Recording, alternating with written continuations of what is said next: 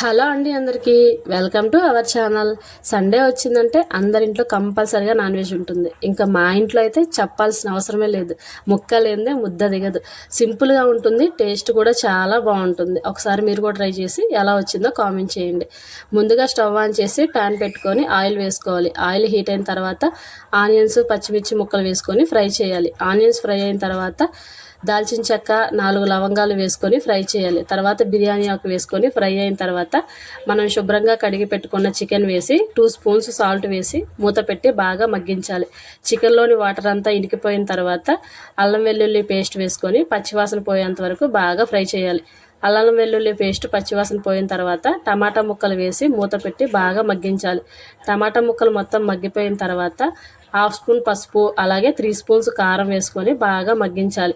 కారం పచ్చివాసన పోయిన తర్వాత మనం ముందుగా నానబెట్టుకున్న చింతపండు పులుసు వేసి పులుసు బాగా దగ్గర పడేంత వరకు ఉడకనివ్వాలి.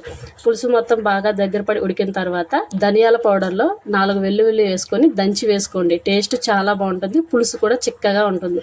ధనియాల పౌడర్ వేసిన తర్వాత కొంచెం చికెన్ మసాలా వేసుకొని ఉడకనివ్వండి. లాస్ట్లో కొత్తిమీర వేసుకుంటే కర్రీ టేస్ట్ చాలా బాగుంటుంది.